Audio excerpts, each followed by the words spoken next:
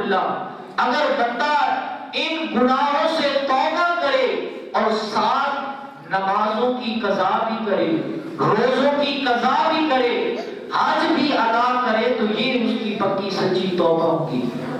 اور بعض گناہ ایسے ہیں جو جن کا تعلق حقوق اللہ کے ساتھ ہے، علماء فرماتے ہیں جب تک بندوں سے اپنے گناہ معافی نہ مانگ لے تب تک اس کے گناہ معاف نہیں ہوں گے۔ تو جو جس طرح گناہ ہوں گے ان کی توبہ بھی اسی طرح ہوگی۔ کیوں نہ آج ہم اس رات کا فائدہ اٹھائیں اور اپنے گناہوں سے معافی مانگیں۔ جو آدمی توبہ کرتا ہے، حضور صلی اللہ علیہ وآلہ وسلم نے ارشاد فرمایا التائب حبیب اللہ، جو پکی سچی توبہ کرتا ہے وہ اللہ کا دوست ہو جاتا ہے، وہ اللہ کا دوست ہو جاتا ہے۔ حضور صلی اللہ علیہ وآلہ وسلم نے ارشاد فرمایا کہ جو آدمی گناہوں سے توبہ کرتا ہے وہ ایسے ہو جاتا ہے جیسے اس نے کبھی گناہ ہی نہ کیا ہو، جیسے اس نے کبھی گناہ ہی نہ کیا ہو۔ جو آدمی اپنے گناہوں سے پکی سچی توبہ کرتا ہے اس کا فائدہ کیا ہوگا؟ اس کا فائدہ یہ ہوگا کہ اس کے رزق میں برکت ہوگی، اس کے مال میں برکت ہوگی۔ اللہ رب العزت قرآن مجید میں ارشاد فرماتا ہے فَقُلْتُ اسْتَغْفِرُوا رَبَّكُمْ إِنَّهُ كَانَ غَفَّارًا يُرْسِلِ السَّمَاءَ عَلَيْكُمْ مِدْرَارًا يُرْسِلِ السَّمَاءَ عَلَيْكُمْ مِدْرَارًا۔ اللہ رب العزت ارشاد فرماتا ہے، یہ حضرت سیدنا نوح علیہ السلام کی قوم کا واقعہ بیان ہو رہا ہے کہ حضرت نوح علیہ السلام کی جو قوم تھی انہوں نے ایک لمبے عرصے تک رب کی نافرمانی کی، تو رب تعالیٰ نے ان کے اوپر بارش روک دی گئی۔ ان کی جو عورتیں تھیں ان کو 40 سال تک باندھ رکھا، ان کے ہاں اولاد پیدا نہیں ہوئی۔ رب تعالیٰ نے ان کے جو مال تھا اس کو ہلاک کر دیا، ان کے جو جانور تھے وہ مر گئے۔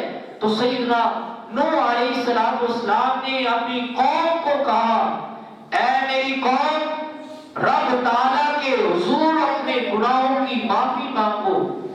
اگر تم رب سے معافی مانگو گے تو رب تعالیٰ تمہارے اوپر بارش برسائے گا۔ اگر تم اپنے گناہوں کی معافی مانگو گے تو رب تعالیٰ اولاد کے ذریعے تمہاری مدد کرے گا، مال کے ذریعے تمہاری مدد کرے گا، اور رب تعالیٰ تمہارے لیے باغات بنائے گا، تمہارے لیے نہریں بنائے گا۔